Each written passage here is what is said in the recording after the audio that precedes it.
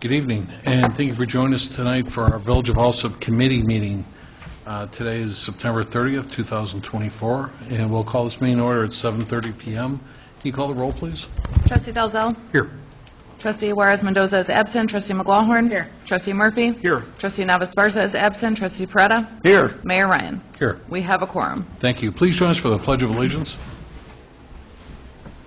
I pledge allegiance to the flag of the United States of America and to the republic for which it stands, one nation, under God, indivisible, with liberty and justice for all.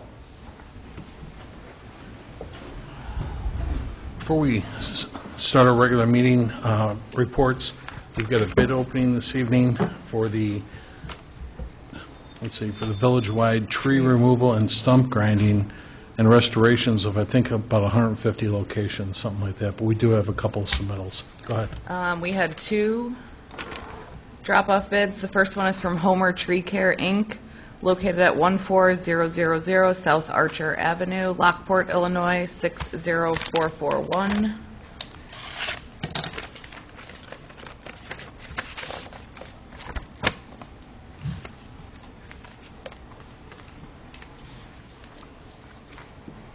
There is a bid bond.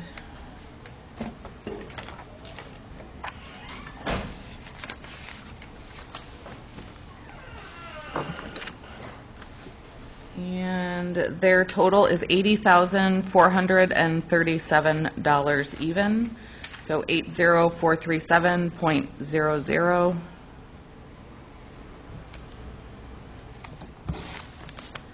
And the second one we have from Fernandez Tree Service, Inc., located at 5124 South Sayre Avenue, Chicago, Illinois, 60638.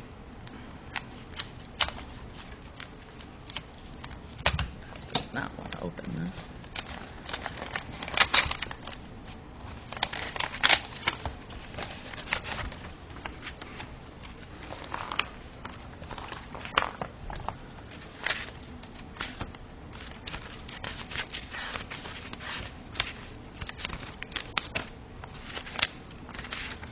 Don't see a bid bond in here.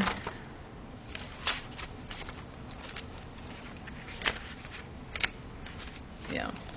And their total bid amount is $138,195 even. That's 138,195.00. And those are the only bids we received. Great, thank you. So we'll go to our reports for this evening. Again, this is a committee meeting, so we're not voting on anything this evening, but this is reports and qualifying for what we plan to be voting on soon. We'll start with my report. First, I want to just let everybody know that the Village of Alsip Friday, I believe, received a rebate check from the CalSag Enterprise Zone on behalf of the new development on Pulaski. It's for a Taco Burrito King restaurant and a couple of retail spaces next to there that the village received a check for $1,225. This particular development is participating in the enterprise zone benefits, and what that means is whenever you're developing something brand new, they abate your taxes on building materials as well as what Roger half-price building permits and so forth, too. So it's and this is just basically a stimulant for us, incentive for us to keep bringing in business yet too, and benefits everybody anyway then. But thank you very much to the CalSag Enterprise Zone for that.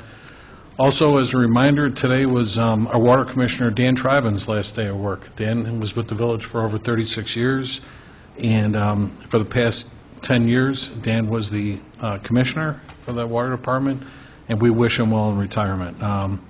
We had a nice meeting with Dan today, and last Friday, HR did a exit interview with Danny, so we'll talk more about that then, too. Trustee Murphy, your HR chair, if there's anything there, I'll talk to you about then, too, okay? Thank you.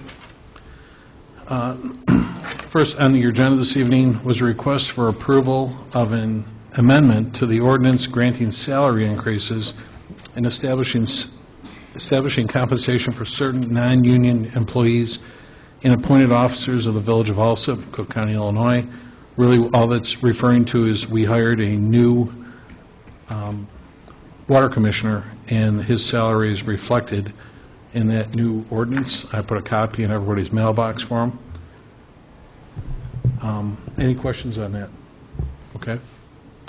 Next was the request to amend a Village of Alsip zoning ordinance regarding, I believe this is a typo, it should be citing and regulation of cannabis organizations.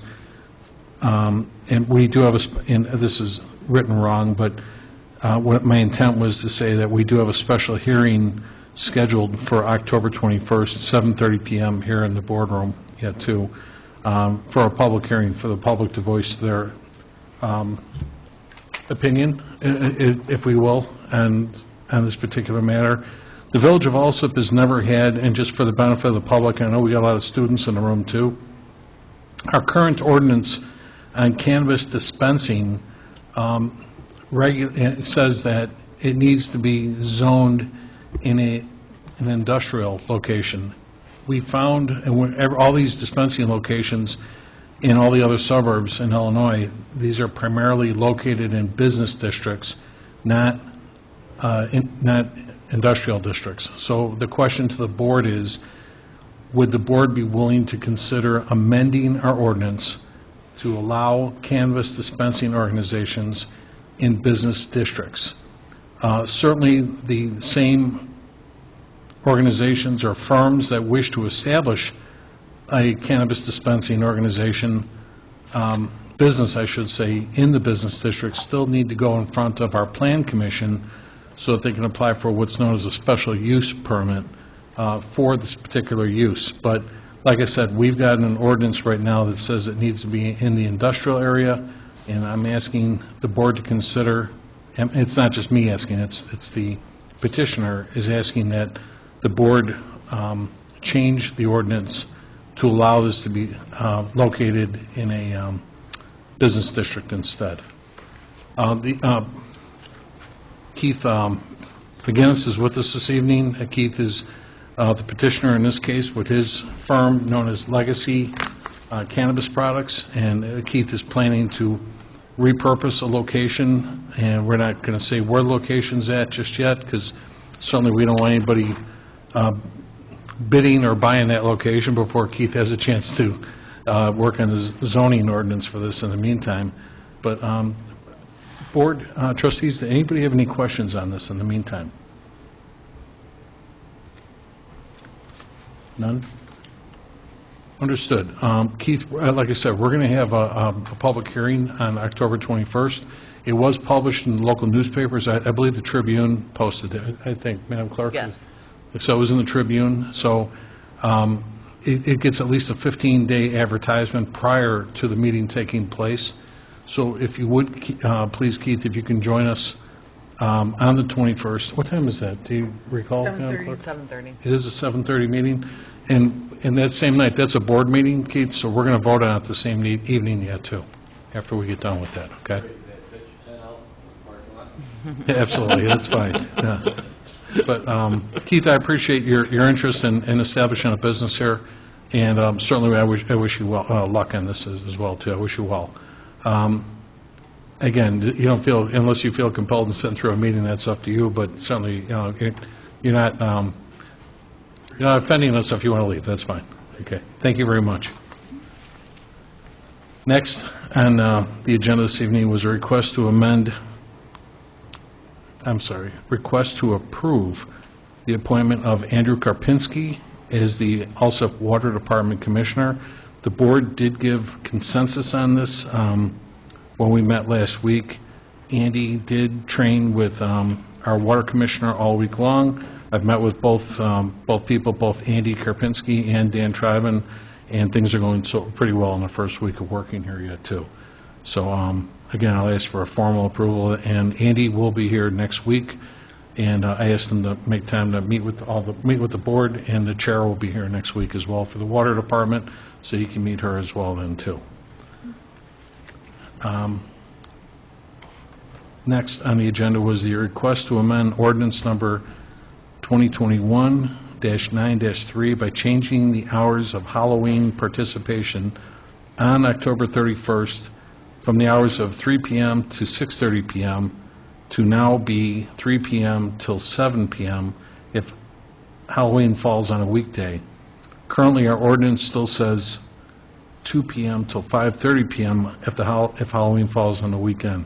I did speak with Police Chief Jay Miller, and the chief was amendable to changing the hours to 7 p.m., and I sent everybody some language on this. All the nearby suburbs, everybody stops Halloween at 7 p.m. with the exception of Oak Lawn that runs till 8 o'clock. I did not address the weekends, and if the board wants to do so, we can talk about it right now real quick. Do you folks want to extend that by a half hour as well, go to 6 o'clock? I don't know why we are stopping Halloween on the weekend so early. It was something... Am I missing something? No, but it was something the chief If I had was a brought kid, to I'd us. feel ripped off. I know, but you get such a head start, there's no school on the weekends and stuff there, too. I'd still feel cheated. I don't know. But as part of our newsletter that's going out, it's starting to go into print by the end of this week. I need to kind of I'm going to ask for, Madam Clerk, I'm going to ask for a consensus on this, just to confirm what the intent of the board is. We'll put it to a formal vote, but I'm going to ask for a consensus on this. But before I do, does the board wish to increase the weekends till 6 p.m. by half hour? 7 p.m. Pardon? 7 p.m. During the week, but I'm talking 6 on the weekends. I would be okay with 6 o'clock on the weekends. Okay. I would as well. I agree. Okay. Trustee Dalzell? Sure. Okay, thank you very much.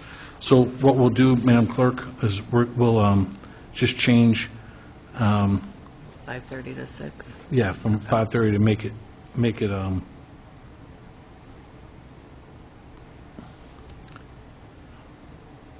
yeah, from 2 till 5:30, we'll make it 6 p.m. Okay.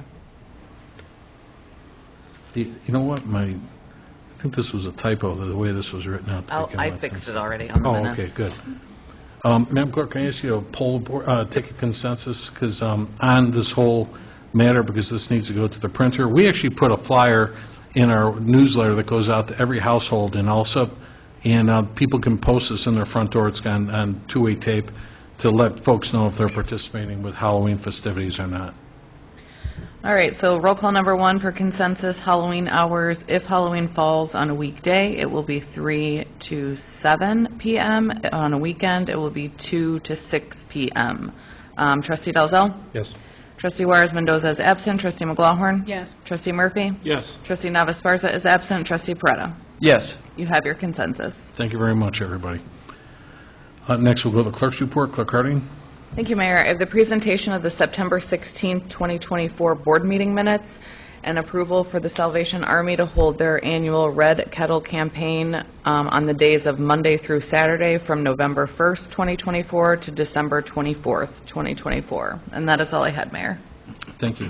We don't need an attorney this evening, and I do not have an engineer's report. He did help us out with we submitted for a grant today from the state for what's known as ITEP funding, and we submitted to try and get a grant of about $3 million it's an 80-20 share, 20% obviously on our side, to create more sidewalks throughout the village in neighborhoods that don't have such right now. There's a lot of neighborhoods in our village that lack something as simple as a sidewalk.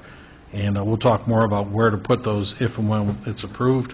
But we had some real good support from not only local stakeholders like the parks, the parks, the schools, the library, and our state rep in this side of town where we're looking at the sidewalks from Senator Bill Cunningham and our state representative Mary Gill. They were all very supportive with letters there going to the state in support of that grant. And I thank all of them. I already sent them an email, thank you, but I want to thank them again. Public forum, I'd like to push that back to the end of the meeting in case there's any questions on some other matters on the agenda. I'd like to move now to the standing committees. Start with Finance and IT. Trustee McLaughlin. Thank you, Mayor. I will have the usual list of payroll and accounts payable for approval next week, and that's all I have under finance. All right, thank you. Fire Committee, Trustee Murphy. No report tonight, Mayor. Okay. Thank you. Police and Traffic Safety, Trustee Dalzell. Nothing on today's agenda. Chief?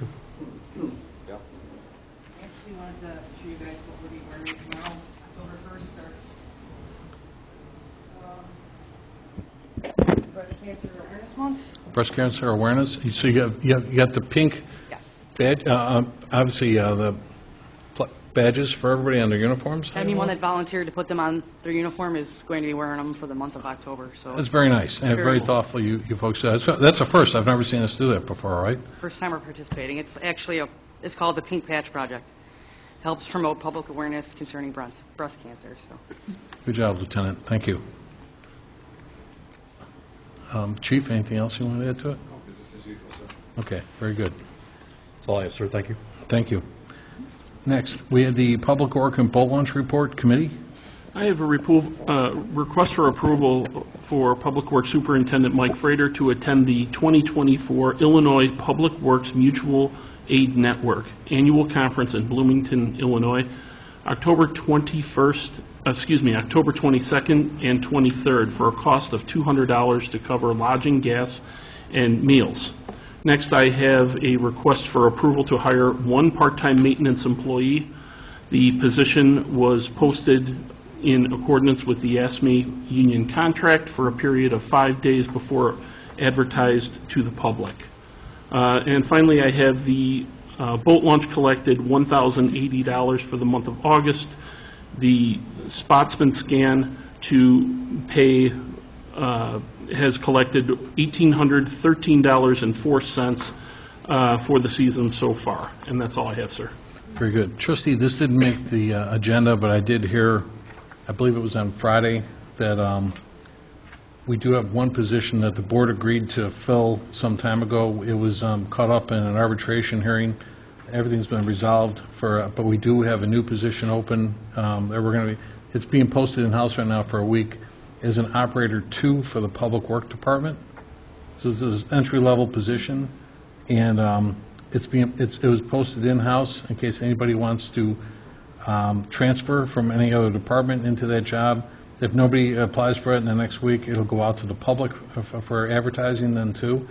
But this will be an entry-level Public Works position. And again, the village is encouraging people to apply if you're looking for a great job working in Public Works. And the board agreed a couple of years ago to finance getting anybody that does apply for that job a CDL license so you can plow snow with a big truck and everything else. That's all I have, sir. Okay, thank you. Next, we have the Sewer and Water Report Committee. Nothing for this evening's meeting, Mayor. Thank you. And again, Trustee Dalzell, just to reiterate what I was saying a little bit ago about the new water commissioner, he's doing a great job so far.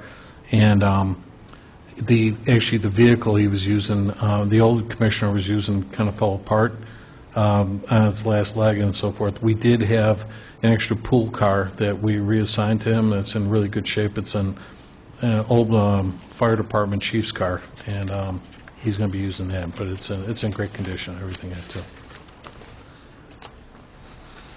Next, we have the Building and Health Report. Trustee Parada. No report this evening, Mayor. Okay. Thank you. Human Resource and Insurance, Trustee Murphy. No report tonight, Mayor. Okay. Thank you.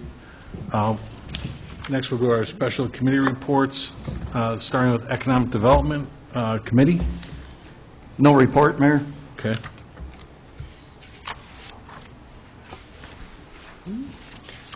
Thank you. And then we'll go to Village Properties. Trustee McLaughlin. No report this evening, Mayor. Okay, thank you. The, a lot of reading here, Trustee Parada, but we had ordinance legislation next. Go ahead. All right. Put your seatbelts on. All right.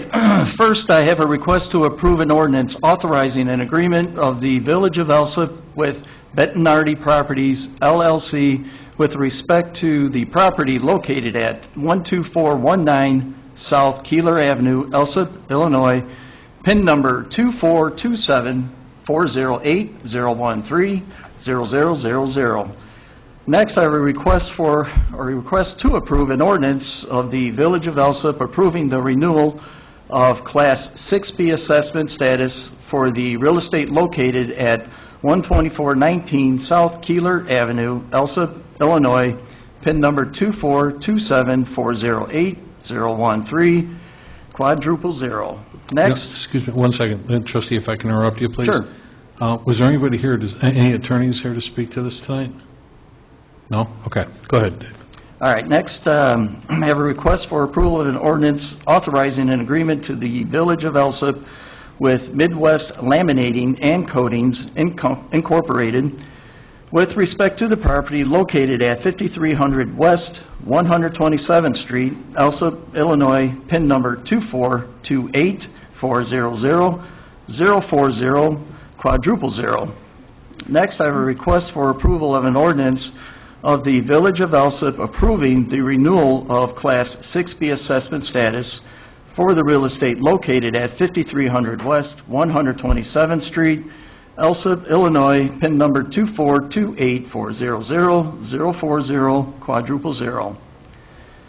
Next, I have a request for approval of a resolution adopting the 2024 Cook County Multi-Jurisdictional Hazard Mitigation Plan.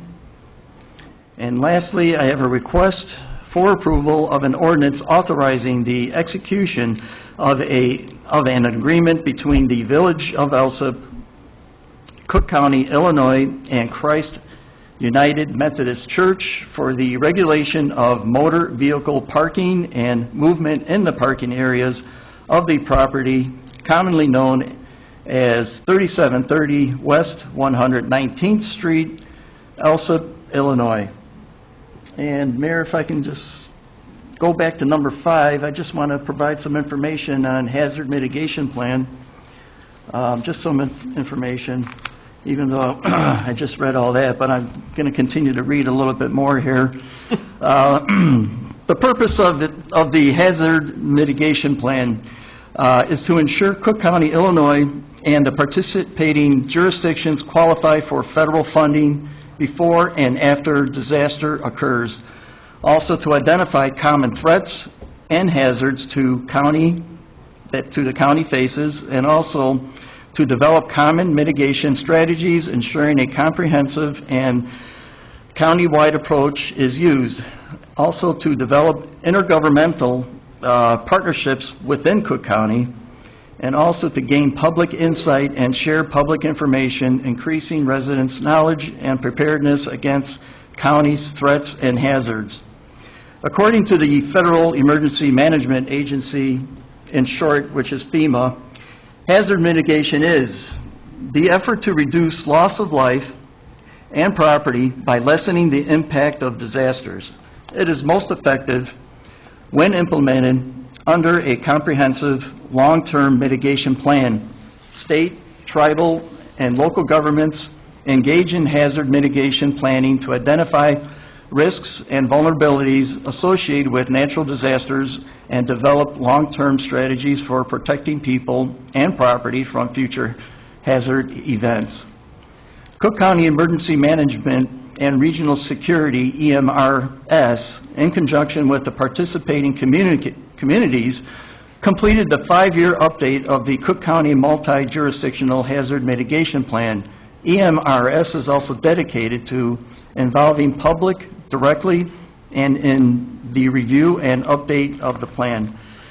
So if anybody wants any more information than that, they can go to cookkcountyemergencymanagement.org. And that's all I have, Mayor. I want to thank our Director of Emergency Preparedness, Chuck Geraci. Chuck, thanks for putting that together for us. Thank you. Also, I want to go back real quick and just explain, especially with the students in the audience, just to give you a quick background, items like 1 through 4, when we talk about a Class 6B assessment, what we're doing is, ourselves, along with our attorney, Vince Kankar, are qualifying certain businesses that ask for a reduction in taxes for up to 12 years that they can get by improving, expanding their businesses, and in some cases, let's say, for instance, in other words, they're putting more value into their business, and they're asking us for some help in order to achieve a better situation and grow their businesses with a tax break. I can tell you the business on Keeler Street, they own 8 locations throughout the village, and they do a wonderful job. Is a manufacturing plant of like implant parts for like elbows and kneecaps and things like that. It's all surgical parts that these folks make, and they're recruiting strong at all the local high schools, at Eisenhower and Shepherd and Richards High School. There's a lot of fellows that start their careers there, and they stay with them forever, and they're doing really a great job. The other was the coatings company over on 5300 127th Street. Again, we do the same with them. They're adding to their company, and they look forward to increasing their job retention yet, too, and hiring more people. So we thank them for doing that. And last, I was going to ask, and just so everybody understands, the parking agreement, and I'll defer to Deputy Chief Schultz. With something like this, Chief, obviously the church was complaining about cars that don't belong in their parking lots, but we can have agreements with privateers like this that we can, and upon their call to us, we can police these kind of things, or you can better explain that for us? In order to enforce certain ordinances on private property, we need to enter into an agreement that's got to be sworn out. Not only through their, reviewed through their legal process, but also has to be sworn out through Bridgeview Courthouse. And that agreement then stands with us for a term of 20 years. So because there is very few things right now that we can enforce on private property without that agreement. So in order for them to get the type of enforcement they want, they have to go through these steps in order for us to be able to enforce it legally. Understood. These come across my desk every so often, not too often, but I know I was talking recently with the landlord over near the strip mall across the street from Marist High School, and he gets overwhelmed, everybody picking up the kids at 2:30, and nobody can shop or do anything at any of those stores because the parking lot's packed and stuff. Well, the problem, one of the hurdles is it's got to be reviewed and then taken to Bridgeview and sworn out there as well. For qualification? So people Okay. always want the first step. They're not really willing to go the full mile. Understood. So this is only one step of a couple that they need to Yes. do. Gotcha. Okay. One more thing on that topic, though.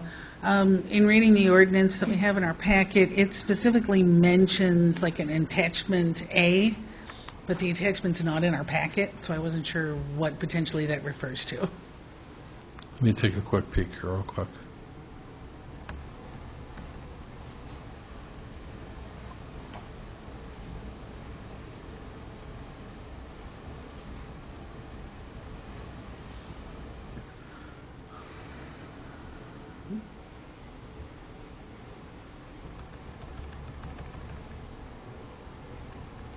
You know what, trustee, we're not voting on this evening, but I will get that to you. I'm not sure what that is either. Okay. Yeah, like I said, because I read through this trying to figure out what it might be about. My thought was potentially enforcement on private property, but then when it mentioned the attachment, I'm like, maybe it'd say something. Yeah, and- no and problem. then No, it's not there. I'll get that back to you. I'll work on it tomorrow. Thank you very much. Next, we'll go to Planning and Zoning and Licenses Committee. Thank you, Mayor. First, I have discussion of case number 2024-09-Z-200 for a change in zoning from B1 to B2 to allow the current LA Fitness building to be used for a Sky Zone trampoline park for the property located at 12080 South Cicero Avenue.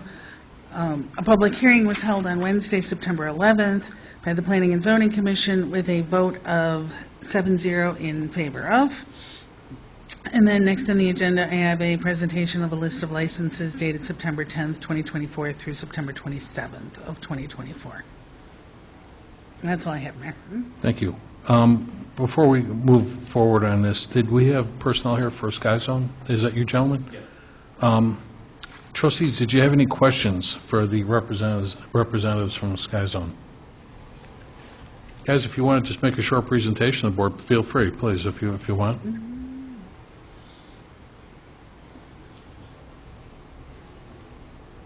You can lift it. You can pull it out if you want, yeah.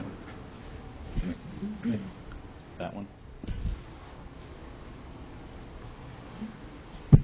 There you go.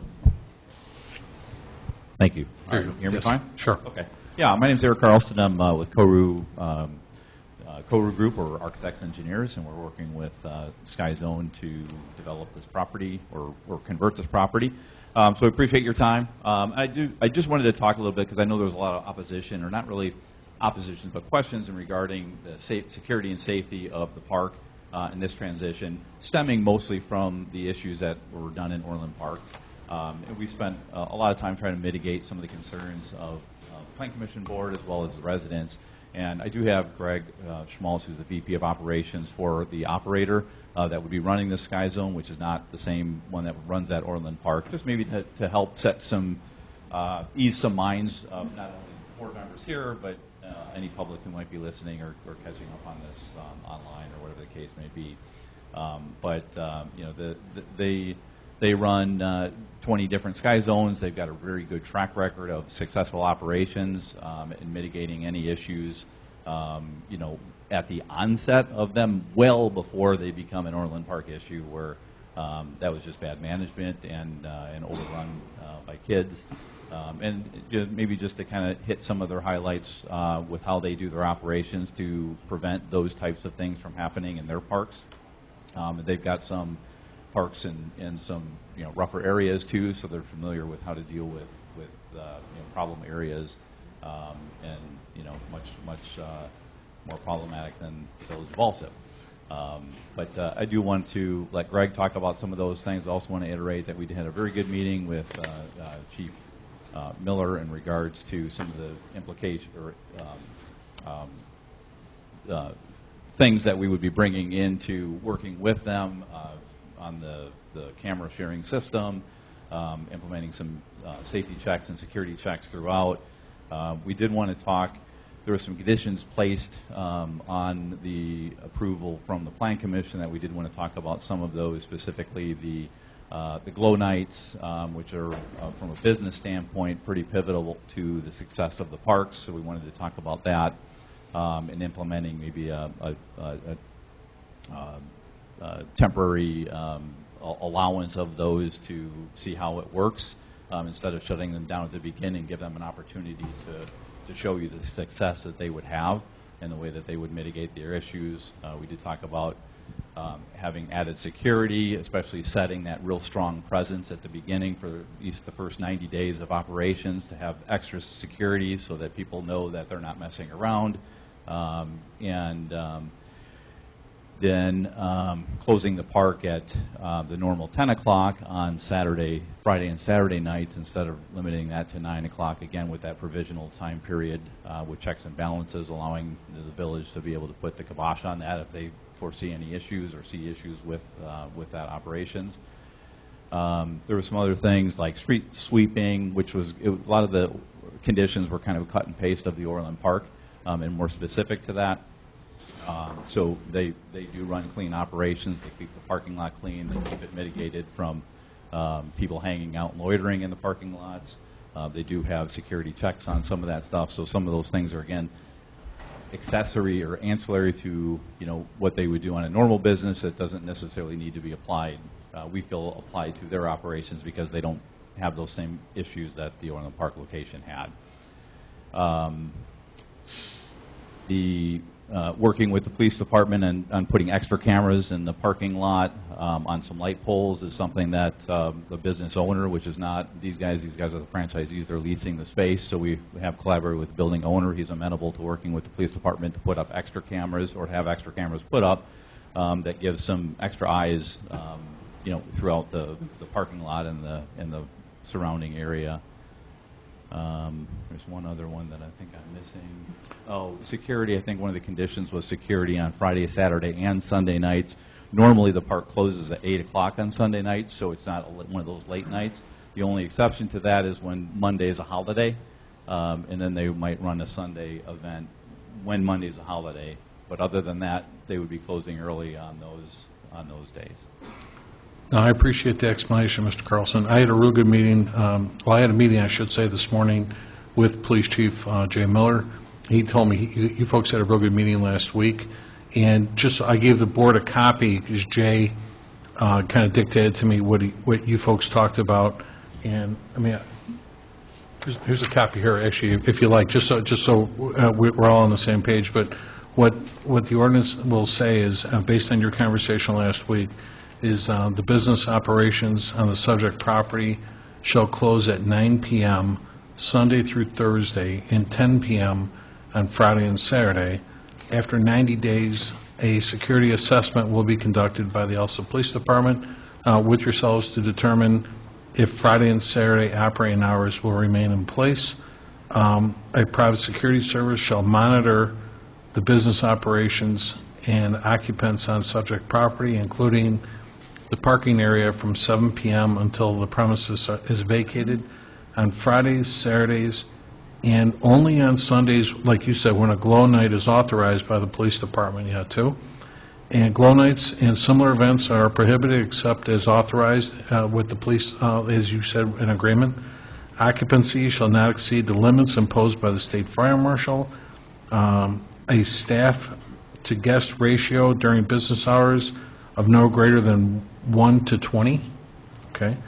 And then he wasn't sure about, and I will get some clarity on this, I just had this conversation this morning, the replacement and extension of a fence, like you just said, I need to get a little more definition on it. Plan Commission asked for a fence replacement, I got to find out which fence that is, because I'm not sure.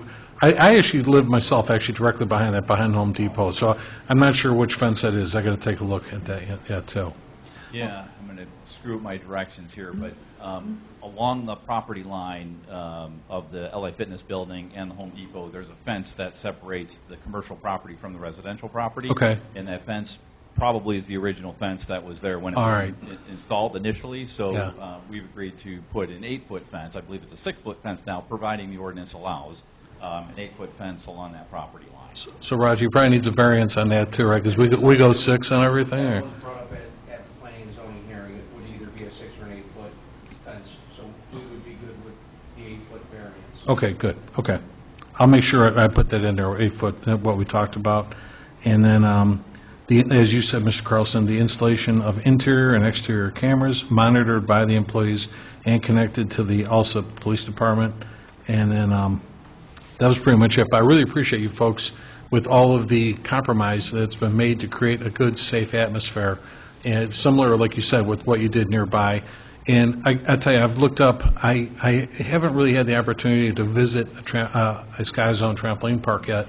I'm familiar with the concept and so forth, but you folks, on your website, you show over 300 locations around the world and stuff yet, too? Yeah. And I was not at the Plan Commission hearing because I like to kind of have a bias opinion. I want to do my job here. But one of the trustees was there and said, you folks actually, and Sky Zone attracts more people than an NFL stadium Yeah. During the season? Yeah. It's amazing. 40 million people visit a year. Yeah. Wow. So it's pretty impressive. Yeah. That's huge, yeah. Again, trustees, any questions after hearing what we just did? No? Well, again, gentlemen, thank you very much for coming out tonight, and we appreciate your interest in our community. Thank you very much. I moved back the public forum because I wanted to get everything in, especially that conversation that we just had. So I'll entertain a public forum at this time. Did anyone in the audience wish to address the board this evening? Sir, come on up.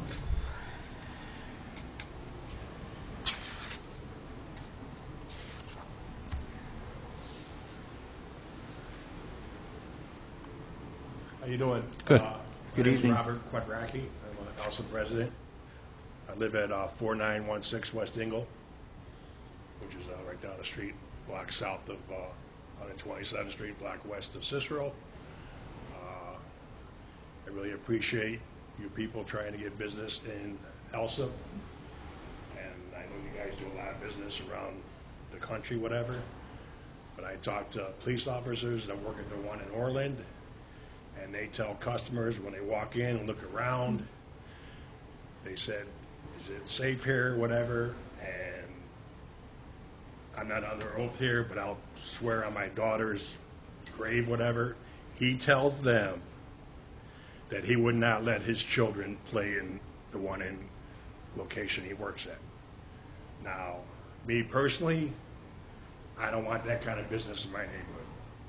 Because of the client, I know you guys have, you watch what comes in, but what about the fights afterwards in the parking lot? They had over 200 people fighting the 1 year out in the parking lot of Orland. Orland really restricts them now, I heard. And it's just not, it's not worth the money that you guys are going to bring in for the features and benefits. I don't believe it's worth it whatsoever.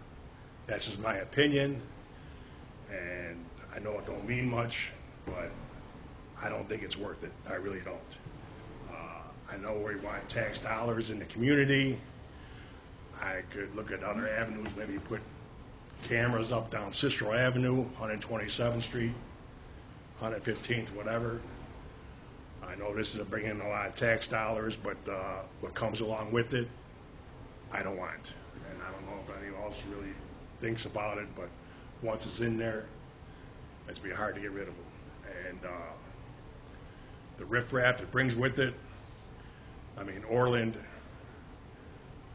Orland's a higher income area than Alsip is. And it's going to bring too many headaches. That's just my opinion. And like I said, the police officer that worked there said he would not bring his family into that location. So that's all I got to say. All right, thank you. Thank you. Anybody else? No one? All right. Mr. Quadracki, would you mind signing in, please, sir? Just so we can record who spoke this evening. Did trustees, anybody have any presentations, petitions, or communications they wanted to share? None? How about any unfinished business you want to discuss? None? Any new business? Mayor? Good. Looks like Friday is October 4th, so I want to say happy 10-4 to and fire departments, so 10-4. All right. I didn't see that one trustee coming, so, all right. Can I get a motion then to adjourn?